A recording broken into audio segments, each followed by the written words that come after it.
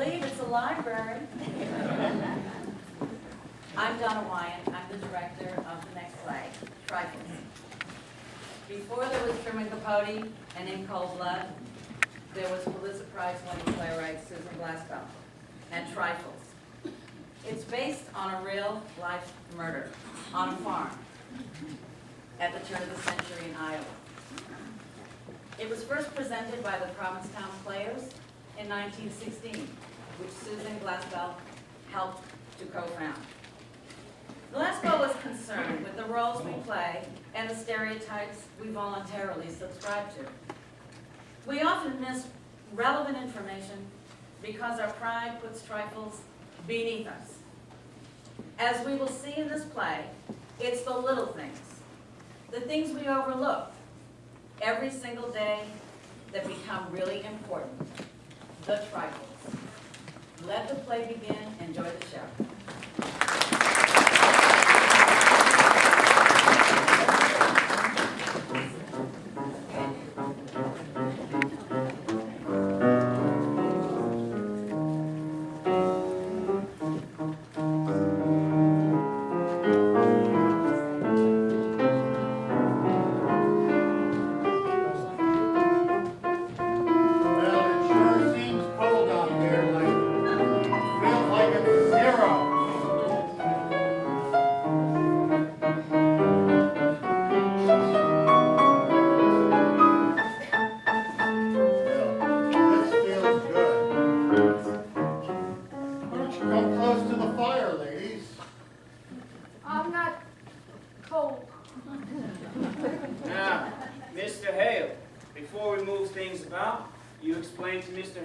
Just what you saw when you came here yesterday morning. Well, wait just a moment. Sheriff, has anything been moved? Is everything exactly as it was yesterday? It's just the same. When it dropped down below zero last night, I thought I'd send Frank out this morning to make a fire for us. No use getting pneumonia with a big case on. But I told him not to touch anything except the stove. And you know Frank. Doggone it, somebody should have been left here yesterday. Oh, yesterday, when I had to send Frank to Morris Center for that man who went crazy, I want you to know I had my hands full yesterday. I knew you could get back here from Omaha by today, and as long as I went over everything here myself, I don't think All it's right, necessary. Sheriff, I know you had your hands full. Mr. Hale, why don't you come up and tell us what happened when you came out here yesterday morning? Well, Harry and I started into town with a load of potatoes. We come down along the road from my place, and when I got here, I said, I'm going to go see if I can get John Wright to go in with me on a party telephone. Now, I spoke to Wright about it once before, but he put me off, saying it's folks talks too much already, and all he asks is peace and quiet. Well, you already know how much you talk to yourself.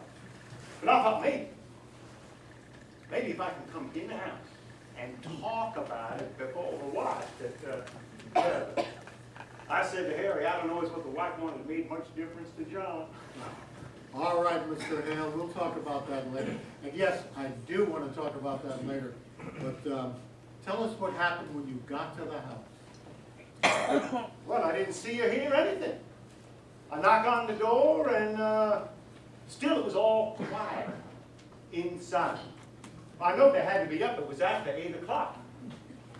So I knocked again, and I thought I heard someone say, come in. Wasn't sure about it. Not sure yet. But I went to the door, that door right there. And I come in, and in that rocking chair sat Mrs. Wright. And what was she doing? Well, she was a rocking. Oh, she had an apron in her hand, and she was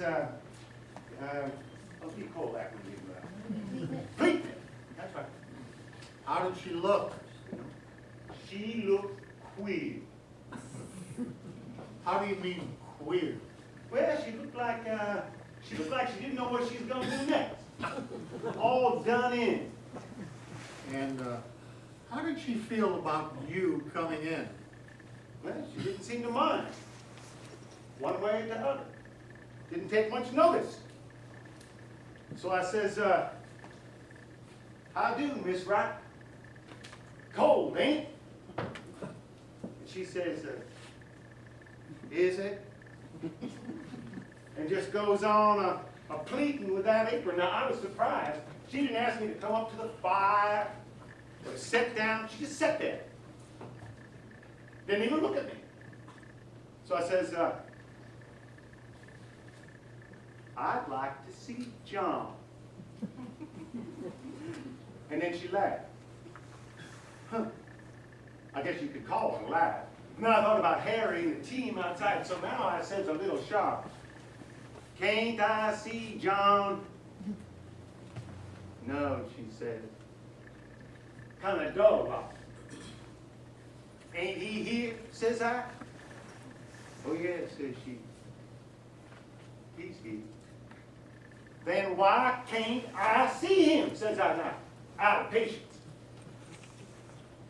Because he's dead. Dead, says I. She just nods her head.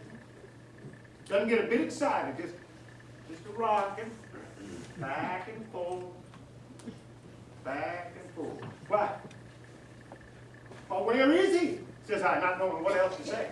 She just points upstairs like that. Well, I get up with the idea of going up there. I walk from there to here. And I says, what did he die of? He died of a rope around his neck, says she. And she just goes on pleading with that apron. Well, I run over and I call out to Harry, thinking I might need some help. And then we go up there. And there he is. All lying there. Mr. Hale, please. Why don't we go upstairs and talk about it so you can point it all out? For now, just go on with your story. Well, my first thought was to get off that rope. It was all, but then Harry, he walked right up and said, no. He's dead, all right. And we better not touch anything. So we come back down the stairs. She's still sitting that same way. Has anyone been notified? No, says she, unconcerned. Who did this, Mrs. Wright? Asked Harry, and he says it businesslike, and she stopped with all that pleading. I don't know, says she. Well, weren't you in the bed beside him? Says Harry. Yes, says she. But I was on the inside. Someone slip a rope around his neck and strangle him to death, and you did not wake up. I did not wake up. Well, we both must have looked like we couldn't see how that could possibly be. After a minute, she says, I sleep sound. Harry, he's going to ask her more questions. I said, no. Let her tell her story first to the sheriff or the coroner.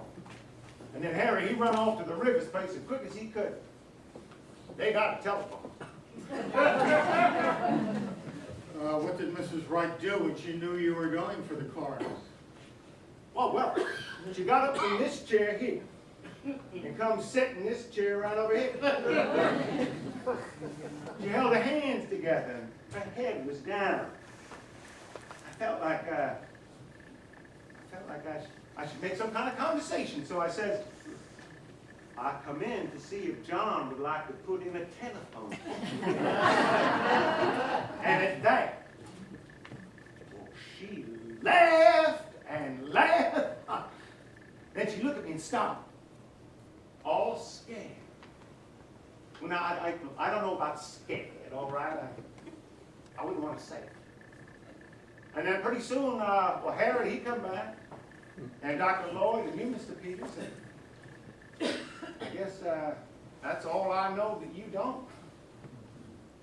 Well, I think I'd like to go upstairs and look around, and then we'll go out to the barn and around there.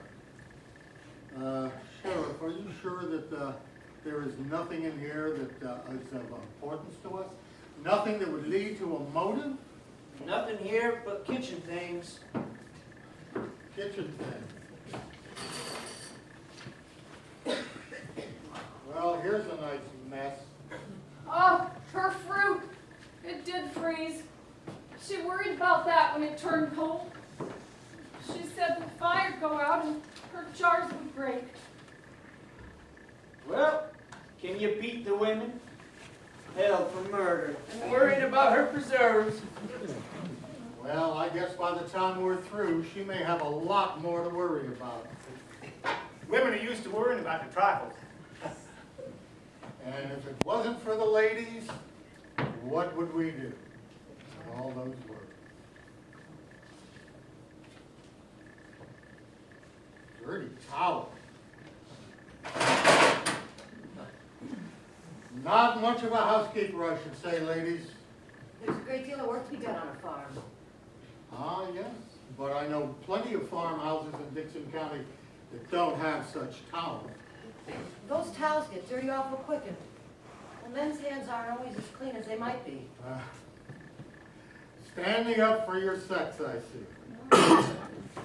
You and Mrs. Wright were neighbors. Were you also friends? I've not seen much of her of late years. I've not been in this household. It's more than a year now. Why was that? You didn't like her. I liked her well enough. Farmers' wives have their hands full, Mr. Henderson. And then... And, yes? You seem to very cheerful place. No, it is not a cheerful place. I should say that Mrs. Wright did not have the homemaking instinct. Well, I don't know as John Wright had either. Well, I'd like to talk about that later, Mrs. Hale. Right now, I'd like to go upstairs and get the lay of the place out there. I suppose anything Mrs. Peters does will be all right. She was to take in some clothes, you know, and a few things. We left in such a hurry yesterday. Well, Mrs. Peters, I do want to see what you're going to take. I want you to be especially careful and look out for anything, and I mean anything, that might be of use to us. Yes, of course, Mr. Henderson.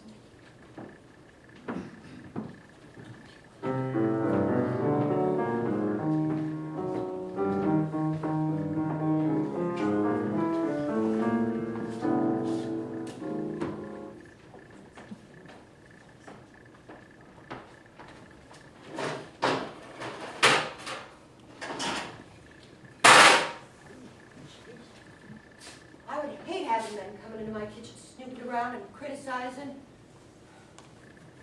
Of course, it's no more than their duty. Yeah, well, duty's all right, but I guess that deputy sheriff that came out to make the fire might have got a little of this on.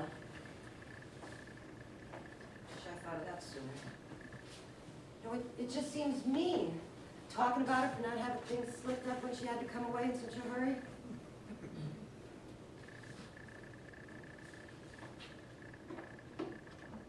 She had bread set.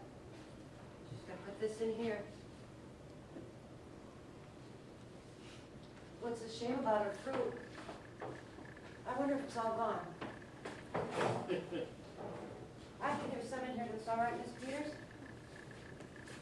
Yeah. There's cherries, too. There, I believe that's the only one. She'll be awful upset after all the hard work in the hot weather. I remember the afternoon I screwed up my cherries.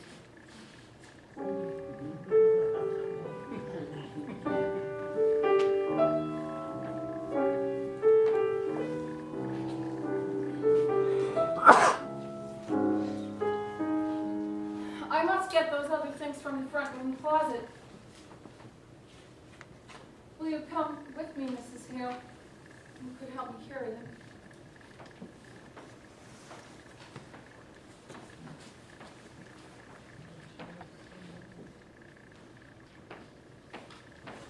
My, it's cold in there.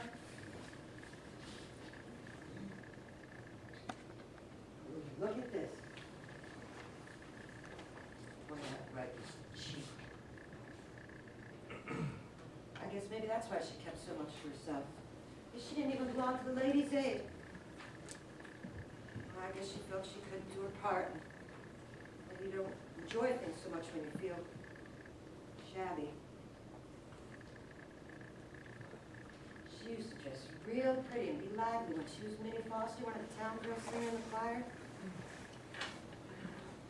30 years ago. That's all you used to take in?